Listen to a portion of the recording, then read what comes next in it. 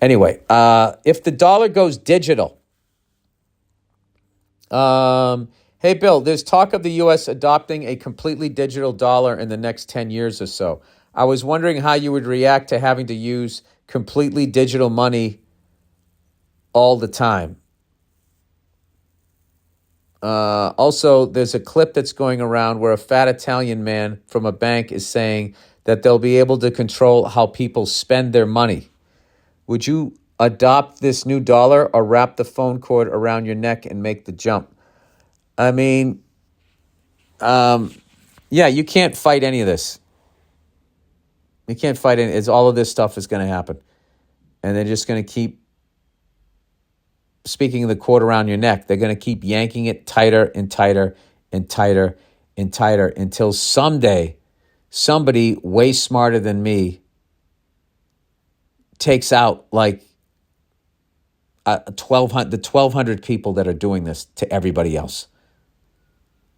Until somebody does that. But the bottom line is everybody wants to join the club and everybody gets paid by the club. That's why these people who are wrapped up in red ties and blue ties and actually think that it makes a difference and actually think that these people are there for you and actually think that they're public servants. They are not public servants. They are private servants. And they work for those 1,200 or whatever there is. They work for those people. They work for the people that literally dump shit into the water supply. If you and I dump shit into a water supply, we are fucking terrorists and we are going to jail for the rest of our lives.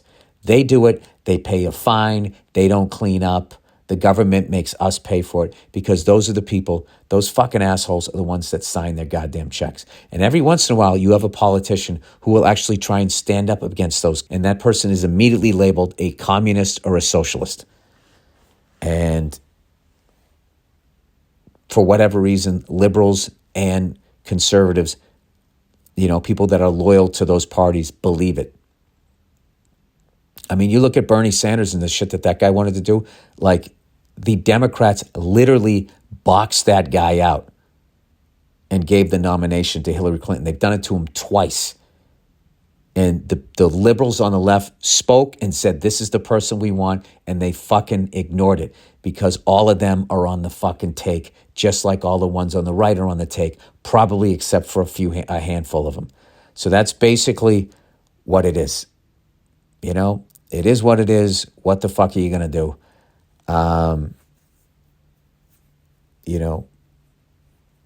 Whoever organizes the thing someday, who's way smarter and knows how to do it, I will join that to try and fight it. But until they do, I'm not going on a Reddit page and just sit there talking about gloom and doom with a bunch of other people with no fucking solutions because you slowly go insane. So, I think the only way to combat this type of stuff is you really have to work on yourself to become a better person, a more empathetic person. But all of this shit that they stir up your feelings about other countries.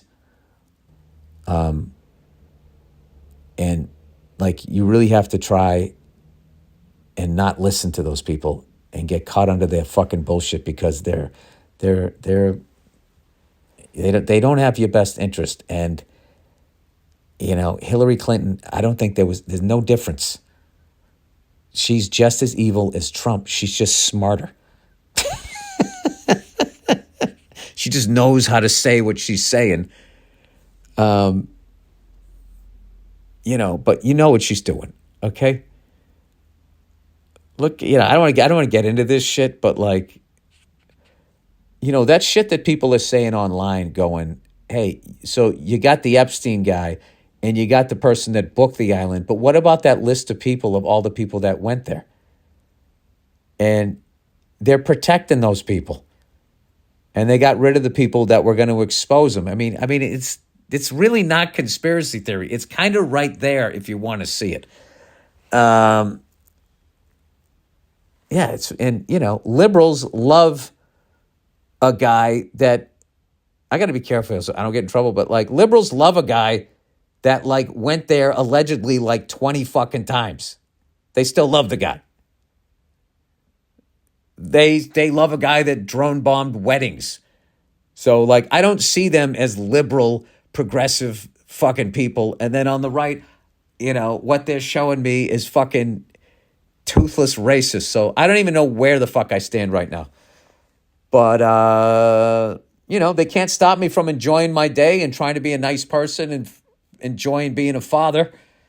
If that's what you want to do, you want to stick all my money on my phone and fucking control where I spend it, fine.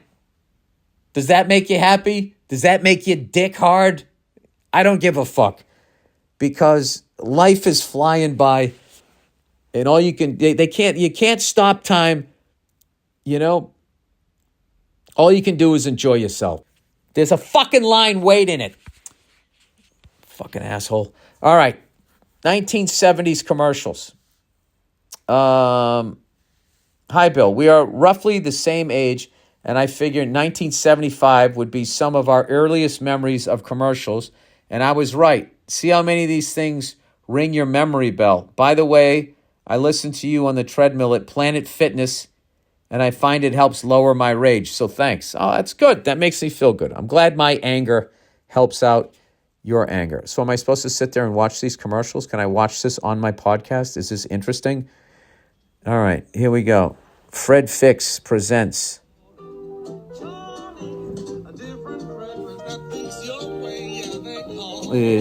Charlie, I remember that.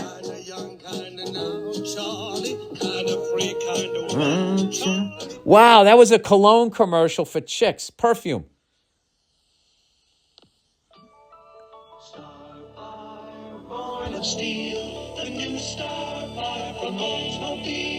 Starfire, the sporty little four-seater you didn't expect from Olds. I remember this commercial. Oh, that's when American cars sucked. That was the old catalytic converter. Standard four-speed shift. Can't get out of its own fucking way. Will die at 60,000 miles. It's good to know this Olds. Here's another Oldsmobile. What do we got here?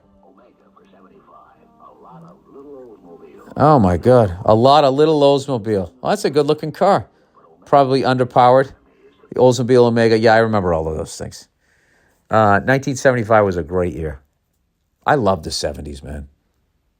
I had a great fucking time, I was basically 10 and under the whole decade. So it was just all about, football cards. Got a paper route. I started making money. I had my first job. I didn't know football players wore shoulder pads. I thought their shoulders were that big. I mean, it was a great time. There was no tablets or any of that shit. You just went outside and you played. It was fucking fantastic. I didn't realize the Vietnam War had just ended. I had no idea what the Vietnam War was. I didn't know anything. All I knew is that riding bikes, and I learned how to throw a spiral, by myself, by just throwing the ball and going after it, because that was the 70s. Everybody was a fucking latchkey kid. Both your parents worked. That's how I learned how to throw a spiral, by myself, throwing to nobody. If that isn't 1975, I don't know what is. And I remember it spun, and I was like, I couldn't believe it. And I ran inside to tell my mom, who was sleeping on the couch because she worked the third shift, so she could watch us during the day over the summer, which she didn't really. She just was asleep on the couch. Like her parenting, the poor thing was she couldn't sleep in the bedroom. She had to sort of be where we were, and she would just send us outside, and she would sleep on the couch in the living room. All right, overrated technologies. Bill, you've talked about overrated technologies in the past, and I'd like to submit my own candidate for this category. All streaming services. I miss cable TV. It's so funny, man. When cable TV came out, everybody was just like, this is too many channels. I miss when it was just 3 channels and everybody watched the local news, not this new CNN stuff. Now people miss this. I miss cable TV. Lots of movies and weird shit to choose from. Now channels can be boring and have nothing on them because they just want to give the illusion of things on TV. Most of all, I miss responsive remotes. Analog shit, Bill. Is that what the problem is? When you push the button, the channel changed immediately. No fucking menus. I'm only 42, by the way, so this isn't old man shit. That's hilarious. Is that what's going on? Yeah, I remember those big, like, it's like that when you buy like homemade butter or you buy like cream cheese. It was like the size of one of those packages. Remember, it used to make like a big noise when the original ones.